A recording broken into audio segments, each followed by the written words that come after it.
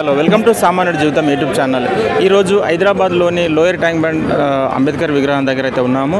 So ఈరోజు అంబేద్కర్ గారి 133వ జయంతి జరుగుతుంది. జరిగేది. సో ఈసారి ఎలక్షన్ కోడ్ అడ్డు ఉన్నందువల్ల సో ప్రభుత్వం అయితే అధికారికంగా జరపట్లేదు. సో ఈ జయంతిని ఎవరికి వారు అయితే జరుపుకుంటున్నారు. సో గారికి పూలమాల వేసి వారికి నివాళులు అయితే అర్పిస్తున్నారు. సో మనం చూసుకోవచ్చు, చాలా పోయిన సంవత్సరం అయితే చూసాము. ఇక్కడ ట్రాఫిక్ వెళ్తుంది, అక్కడ మన ట్యాంక్ బండ్ అటువైపు నుంచే ట్రాఫిక్ డైవర్ట్ చేసేవాళ్ళు. సో ఈరోజు ఈసారి అయితే అంతగా చేయట్లేదు ఎలక్షన్ కోడ్ వల్ల. అన్న, ఎక్కడి నుంచి వచ్చారన్న? మేము ఇక్కడే మన ఉప్పల్. ఇక్కడ ఉప్పల్. ఈరోజు ఏంటన్నా స్పెషల్? అంబేద్కర్ జయంతి. సార్, అంబేద్కర్ గారు మన దేశానికి ఏం చేశారన్నది మేము డాక్టర్ బాబాసాహెబ్ అంబేద్కర్ మనకు రాజ్యాంగం నిర్మాత. ఆయన బడుగు బలహీన వర్గాల కోసం చాలా కృషి చేసిండు. అట్టడు వర్గాల కోసము రాజ్యాంగంలో చాలా ఆర్టికల్స్ చేయడం జరిగింది. సో రాజ్యాంగం ద్వారా మనకు పూర్తి హక్కు వినియోగించుకోవడం కోసం కూడా అంబేద్కర్ గారు ముఖ్యంగా స్పెషల్ అయితే అన్న. ఈరోజు ప్రపంచ మేధావి భారతరత్న డాక్టర్ బిఆర్ అంబేద్కర్ గారి జయంతి సందర్భంగా ఈరోజు ప్రపంచం అంతా గర్వించదగుతుంది. మన యొక్క ఇండియాలో ఆయన పుట్టినందుకు ప్రతి భారతీయుడు గల్లా ఎగరేసుకొని చాలా గర్వంగా హర్షించదగిన విషయం. అలాంటి మహనీయుని మనం భౌతికంగా చూడలేకపోయినా కూడా ఈరోజు ప్రపంచ వ్యాప్తంగా ఆయన యొక్క జన్మదినాన్ని ఒక పండగ వాతావరణంలో అందరూ చాలా గొప్పగా చేసుకుంటారు. అణగారిన వర్గాల కోసం, బహుజనుల కోసం ఆయన ప్రతి ఒక్కరి కోసం సామాజికంగా ఎలాంటి వ్యత్యాసాలు లేకుండా ప్రతి ఒక్కరి కోసం ఆయన చిన్నతనం నుంచి వెళ్ళి ఆయన కలగన్న రాజ్యం యొక్క సాకారం దిశగా ఆయన ఎన్నో ప్రయత్నాలు చేసి మా యొక్క బడుగు బలహీన వర్గాలకు ఆయన యొక్క మార్గదర్శిగా, ఒక దేవుడిగా ఆయనకు ఒక మంచి దారి వేసి గుడ్డిగా ఉన్న కాలంలో నుంచి వెళ్ళి వెలుగులోకి తీసుకొచ్చిన మా జీవితాలు బాగుపడడంలో ఆయన మాకు దేవుడితో సమానం. ఆయన పుట్టినరోజు సందర్భంగా ఈ రాష్ట్ర ప్రజలందరికీ జన్మదిన శుభాకాంక్షలు, ఆయన యొక్క శుభాకాంక్షలు జరుపుకోవడానికి మేము చాలా గర్విస్తున్నాం. మేము చెన్నూరు కాన్స్టిట్యూన్సీ నుంచి వెళ్ళి ఈరోజు కూడా ఆయన యొక్క కార్యక్రమాన్ని చాలా గొప్పగా మా ఎమ్మెల్యే గారు కాకా గడ్డం వివేక్ వెంకటస్వామి గారి ఆధ్వర్యంలో చాలా కార్యక్రమాలు చేస్తున్నారు. ఆయనకు జన్మదిన సందర్భంగా ప్రతి గ్రామంలో, మండలంలో, పల్లెల్లో ఈరోజు పండగ వాతావరణం నెలకొల్పట్ల మా వివేక్ సార్ పాత్ర కూడా చాలా ప్రాధాన్యత సంచరించుకున్నది. Thank you. జై భీమ్. ఈరోజు ఏంటి స్పెషల్? ఈరోజు ఏంటి స్పెషల్ అని అంటే ప్రపంచంలో జ్ఞానం పుట్టినరోజు ఈరోజు చెప్పాలనండి వాస్తవంగా. అంబేద్కర్ గారు మన దేశానికి ఏం చేశారు మీకు ఎంతవరకు తెలుసు? అంబేద్కర్ గారు ఏం చేశారు అని చెప్పడం కంటే అంబేద్కర్ గారు చేయని పని ఏదన్నా ఉందేమో అని ఆలోచించాలి. ఏమీ లేదు.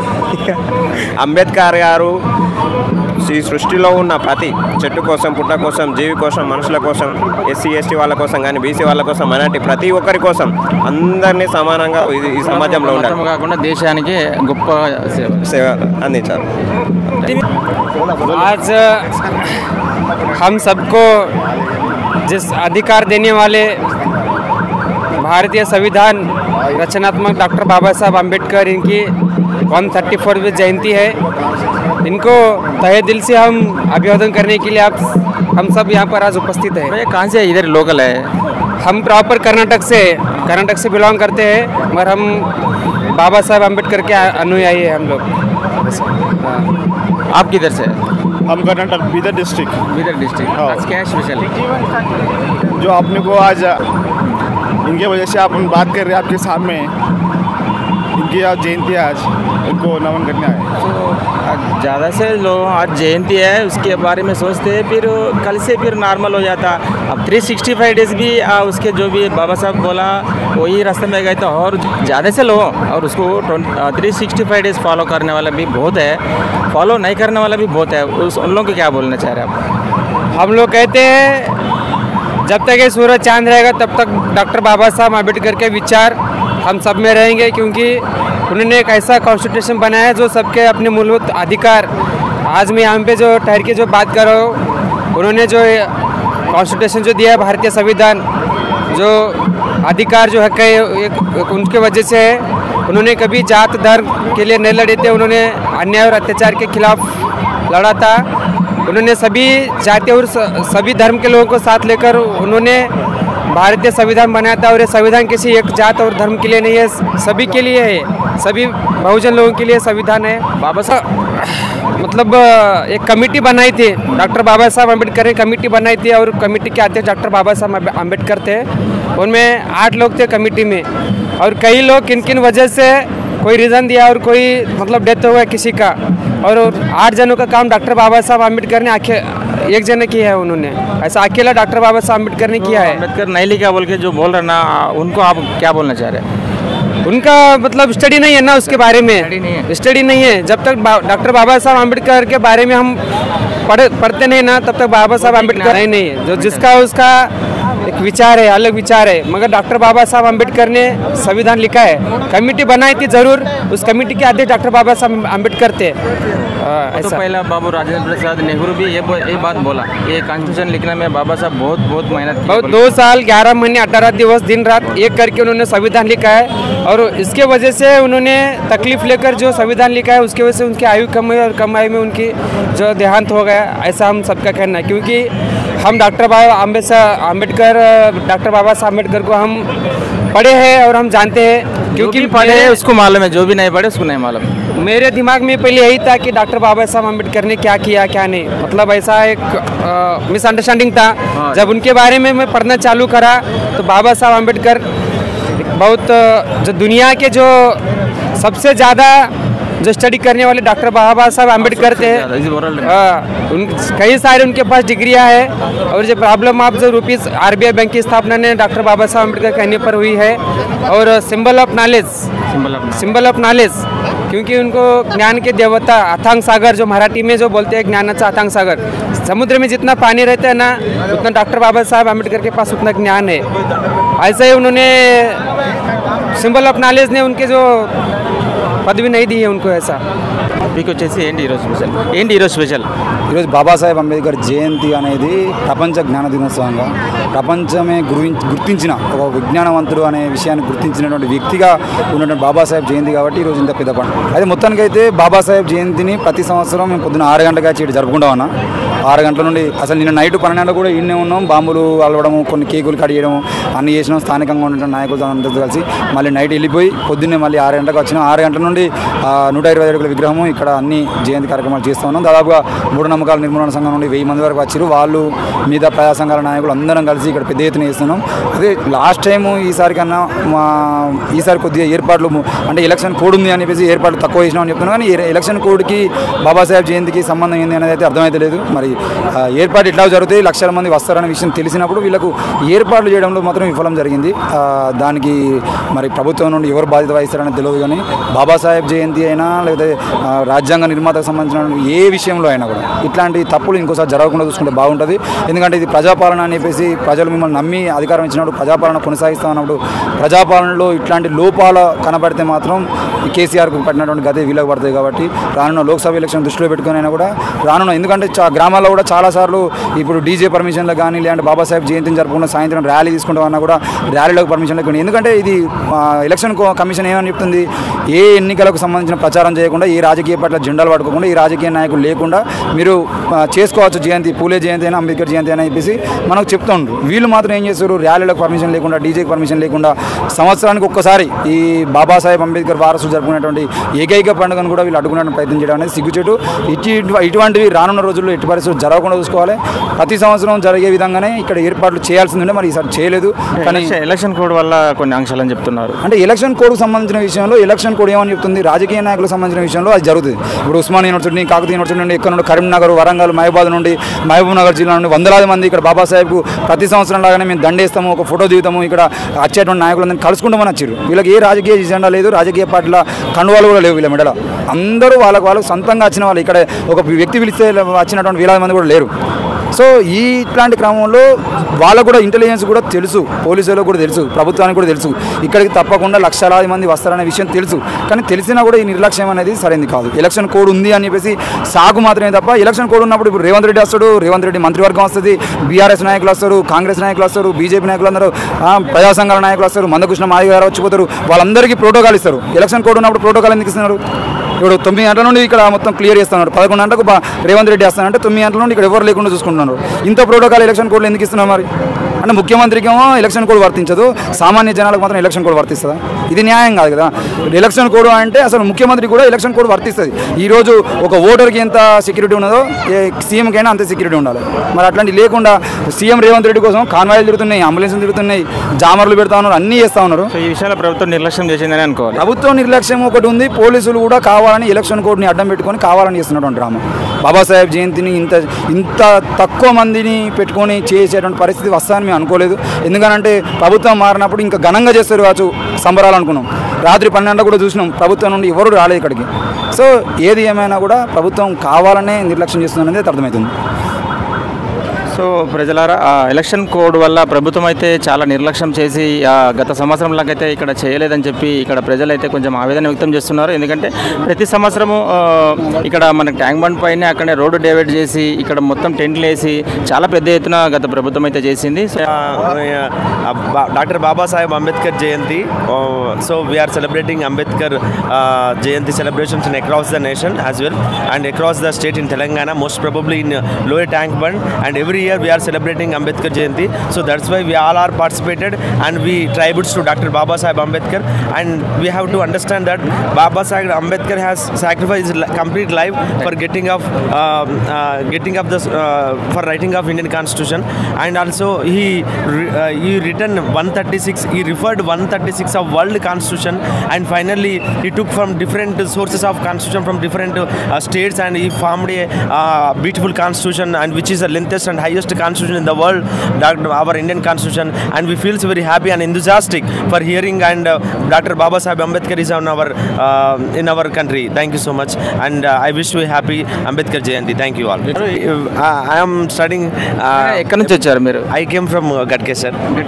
Gadkesar. సో అన్న ఈరోజు అయితే అంబేద్కర్ జయంతి చాలామంది వస్తారు. అంబేద్కర్ వర్ధిల్లాలి, వాళ్ళ ఆశయాలు వర్ధిల్లాలి అంటారు. రేపటి నుంచి వాళ్ళ ఆశయాల పైన అయితే ఎవరు పని చేయరు. సో చాలా వరకు చేస్తున్నారు 30-40%, కానీ చాలామంది అంబేద్కర్ ఇస్లాం అంటారు, అంబేద్కర్ని ఫాలో గారు. ఈ ఒక్కరోజే ఇట్లా మొత్తం షెట్టు చింపుకున్నట్లు ఉంటుంది. రేపటి నుంచి గారు ఏమేమి చెప్పారో వాటిపైన జనాలు వెళ్తే వాళ్ళ లైఫ్ ఇంకా బాగుంటుంది. సో అలా ఫాలో అవ్వట్లేదు. దేనికి రీజన్ ఏంటి?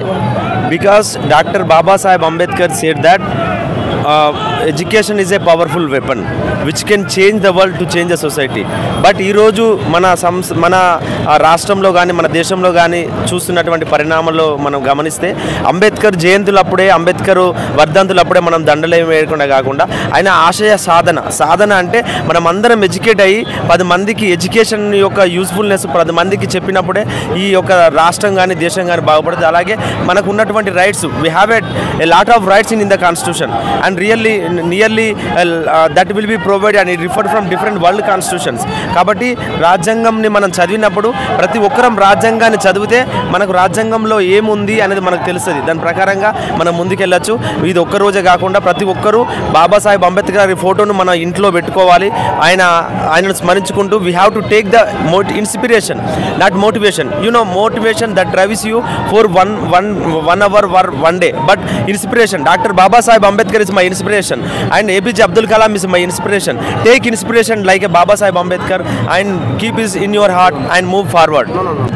అంబేద్కర్ రాజ్యాంగమే రాయలేదు, 300 మంది రాశారు. అందులో అంబేద్కర్ ఒక సైన్ అని చెప్పారు. దీనిపై మీరేం చెప్పారు? అంబేద్కర్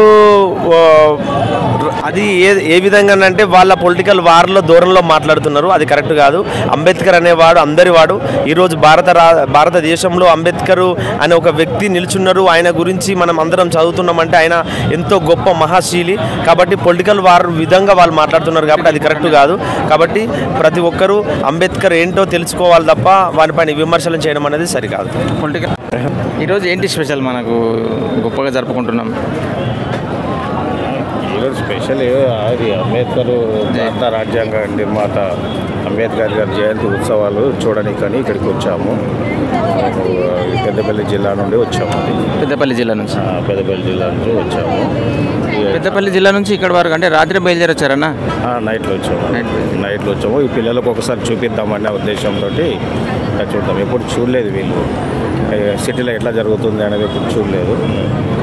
నేను చూశాను, కానీ ఇక వీళ్ళకు ఒకసారి చూపిస్తే ఐడియా ఉంటుంది మన అంబేద్కర్ గురించి ఆలోచన విధానం ఎట్లా ఉన్నది అనేది ఇక్కడ ఉన్న ప్రజానికాన్ని చూసి అర్థం చేసుకొని వీళ్ళు ముందు భవిష్యత్తులో మహనీయుని స్మరించుకొని ముందుకు పోతారన్న ఉద్దేశంతో.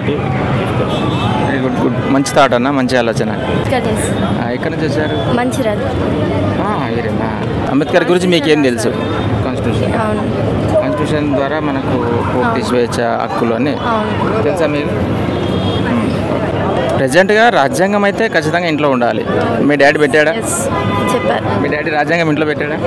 పెట్టారు, బుక్ ఉంది. అప్పుడప్పుడు నీకు ఎగ్జామ్స్ కూడా ఉపయోగపడే చాలా విలువైన సమాచారం అందులో ఉంటుంది, ఇన్ఫర్మేషన్ ఉంది అందులో. అంబేద్కర్ గురించి పాపకు తెలియజేయాలి అనేసి అన్న ఉద్దేశంతో మరి ఇక్కడ ఇది తీసుకొని వచ్చాను.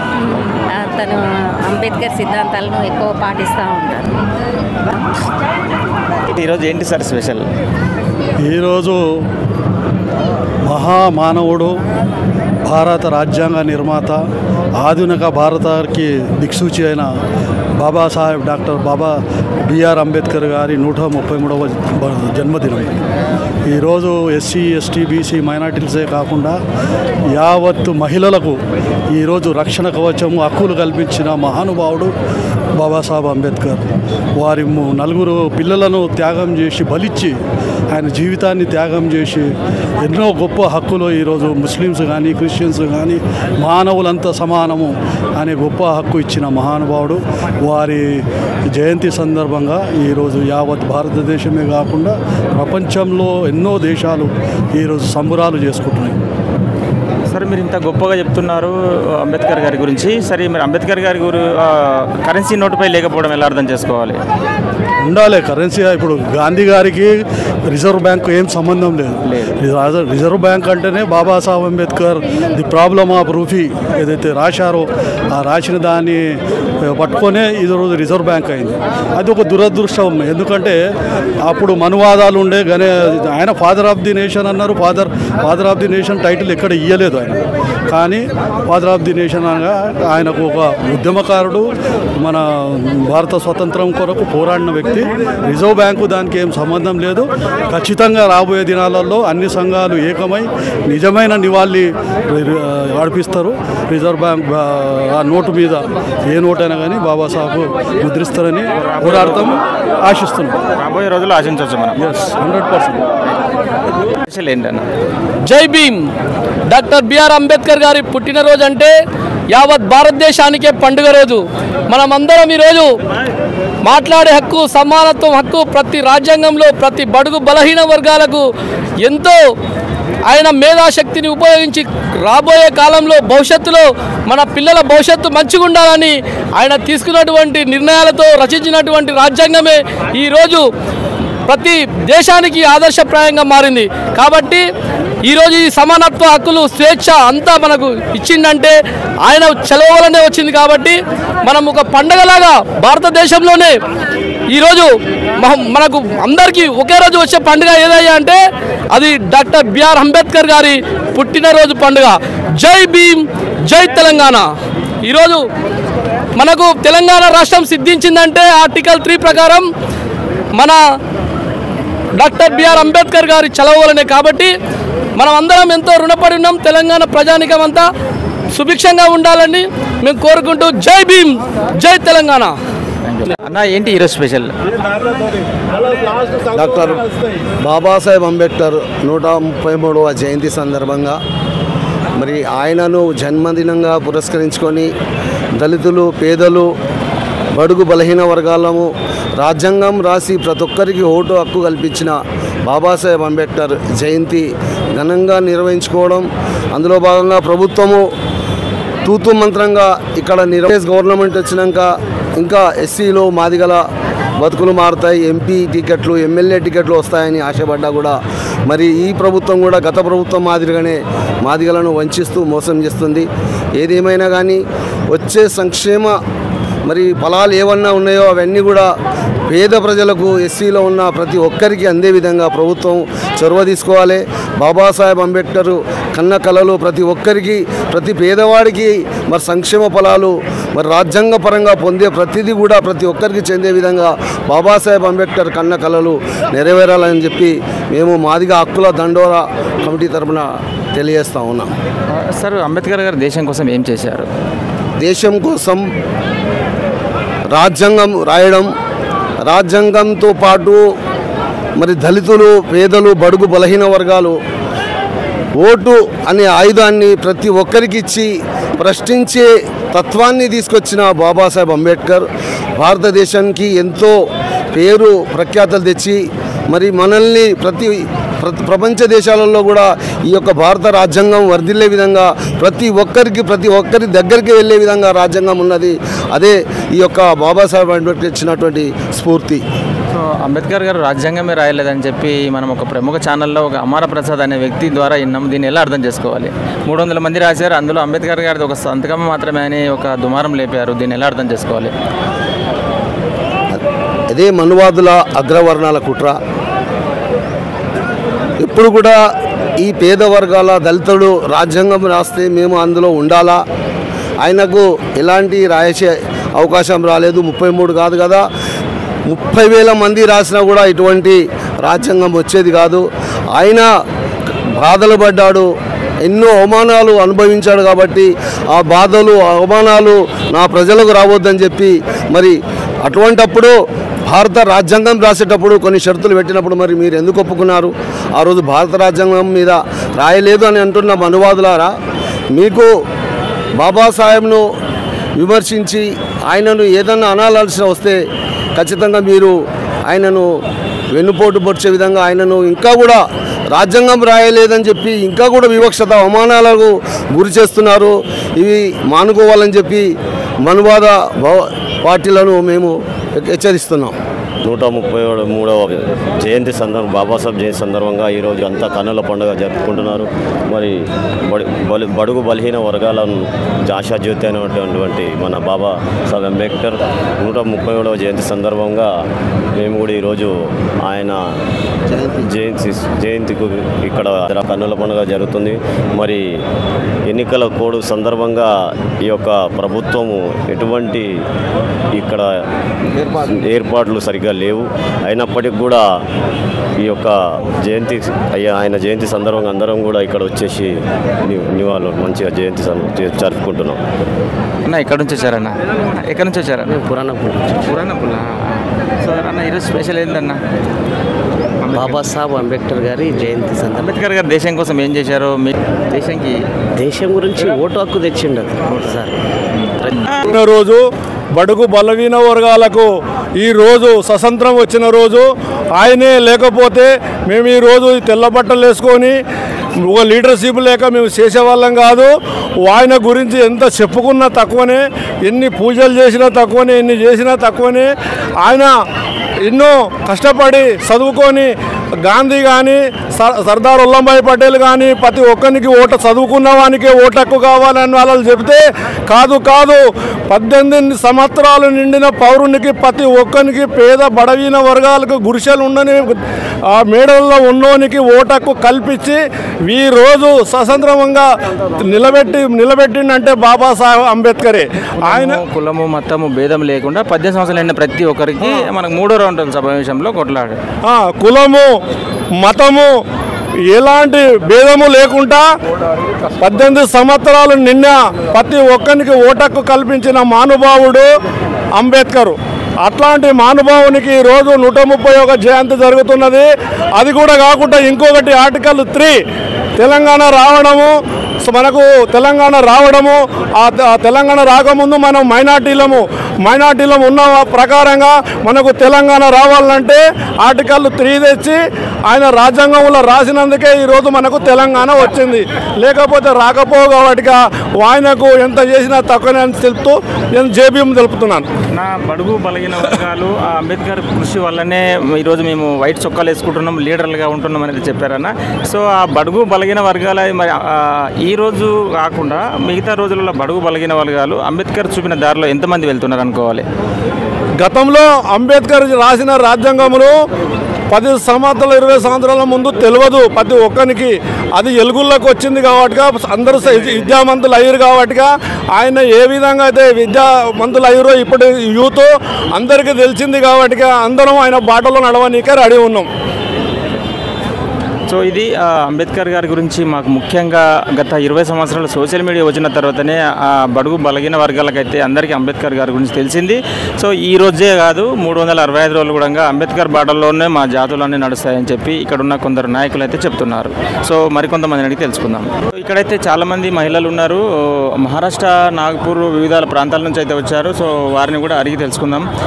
మా आप किधर से आया? इधर तो आप नागपुर से? हाँ, नागपुर से आए हम। ठीक है, आज क्या है हम स्पेशल? आज बाबा साहब की 14 अप्रैल है। 14 अप्रैल का कार्यक्रम देखने के लिए हम आए हैं। खास हम तो नागपुर, दिल्ली सब कुछ घुमाते हैं। इतना कार्यक्रम अच्छा रहता। हर साल एक अलग जगह में हम जाते हैं और अलग जगह का वो प्रोग्राम देखते हैं। लास्ट ईयर किधर गए? दिल्ली गए था? दिल्ली गए, सब कुछ सब ठिकान में गए हम। हैदराबाद पहली बार आया? हाँ, पहली बार आए। पहली बार आया हम। हमने आप नागपुर से आया? वो नागपुर में से तो दीक्षा भूमि था ना, बहुत ही अच्छा, बहुत सब इतना लोगों का अरेंजमेंट रहता, लाखों लोग आए। अक्टूबर 14 1956 में वहाँ पे दीक्षा लिया ना। तो हमारे जैसा कार्यक्रम कोई नहीं कर सकता इधर नहीं। अम्बेडकर, बाबा साहब अम्बेडकर देश के लिए क्या किए? क्या आप देश के लिए तो सब कुछ किया, अपना जीवन कुर्बान किया, अपने बच्चे कुर्बान किए, अपनी औरत कुर्बान की, अपना शरीर झिझवाया, एक एक बूंद अपना काम में लगाया। संविधान लिखा, बुद्ध धम्म संघ का पुस्तक लिखा था। 2 वर्ष 11 महीने 18 दिवस लिखे। एक रात दिन बीमार थे, लेकिन उसने अपना काम पूरा करके रखा। और बुद्ध का पुस्तक लिखा, वो साल तक लिखा। ये हिसाब से हम चल रहे करके, मगर कोई लोग बोलते कि ये सब निवडणूक हो गई कि सब गायब होना है। अभी ये जनरेशन के लिए कुछ भी सवरना करे तो वो कर सकते हैं, हर गवर्नमेंट भी करते हैं। ये तो थोड़ा ये जनरेशन नहीं है, थोड़ा चेंज करके सवरण भी कर सकते हैं। लेकिन आरक्षण पूर्ण किया, नौकरी पानी खासगी कर दिए, गवर्नमेंट का विमानतल नहीं रहा, रेलवे नहीं रही, बैंक नहीं रहे, सब कुछ खासगीकरण किया। तो ये अपने लिए अच्छा है क्या बुरा है? अपन तो नौकरी से पेट भरते हैं, वो अपने लिए तो अपना व्यापारी तो लोग नहीं हो सके, बड़े लोग तो नहीं हो सकते, बड़े आप है नहीं। वो गवर्नमेंट में आरक्षण रहता था तो क्या कैटेगरी लोगों को सब कुछ लेते थे। अभी तक कैटेगरी रहेंगी नहीं, आरक्षण नहीं रहा तो कुछ भी नहीं रहेगा, नौकरी तो मिलेगी नहीं, और तुम्हारे को रोजगार से 12 घंटे काम करना पड़ेगा। फिर तुम्हारी जनरेशन कैसी होगी? 5 साल 10,000 रुपये पगार वाला, अभी 1 लाख 2 लाख 4 लाख 50,000 इतना गवर्नमेंट का पगार है, उसका कैसा पगार हो जाता? मंत्री संतरी अपन तो चुन के देते ना, अपने मत से चुन के देते, लेकिन वो अपने मत से चुनने से वो अपना सरकार बनाते। सरकार बनाने के बाद वो क्या करते? उसका रिलीजन क्या है? 1 लाख 2 लाख 3 लाख रुपए पगार हुआ उसका, उसके पैसों से तो कोई लेन देन नहीं रहती, बहुत पैसा था उसके पास। हमारे पास तो कोई नहीं आता, पगार कमाते हैं तो पगार से हमारा घर चलता है। फिर बाद में तो हम कुछ करेंगे क्या? खेती बाड़ी तो रहती नहीं, हम क्या रोज मजदूरी कौन सी करेंगे? वो अभी तो क्या लगा, तो बुलडोजर लगा, काम में कंप्यूटर लगा, आदमी कुछ नहीं लगते, क्या करेंगे तुम लोग? लड़के क्या बोल रहे कि हम पढ़ के क्या करेंगे? हम जातिवाद से वो क्या बोलेगा? जातिवाद से क्या करेगा? तुम्हारे जॉब नहीं रहेगा, जॉब नहीं रहे तो इंसान ऑटोमेटिकली शिक्षण में भी वो क्या किया? हम सब करते, हमने भाई लोगों को संडा दिए, हमने अच्छा किया, सब किया, बाहर भी जा सकते हैं, लेकिन और वो सिलेंडर दिए, ये दिए, मगर वो पहले कम कीमत में सब कुछ महंगा हुआ ना, और सब महंगा कर दिए। फिर भाई लोगों ने शिक्षण में पगार तो पूरा कम हो गया ना रेट। अभी हुआ, इलेक्शन के बाद क्या होगा उसके दिल में आएगा, वो बना देंगे, जीएसटी लगा देंगे, कुछ काम करेंगे, 1200 का सिलेंडर होगा, 150 उसके मन का काम होगा, हमारे मन का काम नहीं होगा। वो क्या करना पड़ेगा? अपने को चुन के देने के पहले अपने को ईवीएम मशीन को फोड़ना पड़ेगा, नहीं तो उसको क्या है लफड़ा ईवीएम में? ईवीएम मशीन क्या है, कंप्यूटर उसके पास है, रिमोट रिमोट उसके पास है, सभी अपन मतदान करते ना, चुन के देते ना, तो उसके पास चला जाता है, वो मशीन ही गड़बड़। సో ఇవన్నీ ప్రైవేటీకరణ చేయడంతో మా పిల్లలకు రేపు రిజర్వేషన్ లేడు ఉంటాయి, ప్రభుత్వ ఆస్తులే లేకుంటే ప్రభుత్వ ఉద్యోగాలు లేడు ఉంటాయి, ఆటోమేటిక్గా ప్రజలు వీక్ అయిపోతారు. సో మాకు అక్కడైతే 1 కిలో గోధుమలు 3 కిలోల రైస్ బియ్యం మాత్రమే, సో ఉన్నవే కట్ చేస్తున్నారు, అంత ప్రైవేట్ మయం చేసి. సో వాళ్ళ బాధలను అయితే ఇక్కడ ఈరోజు ఈ సందర్భంగా తెలియజేస్తున్న మహారాష్ట్ర మహిళలు.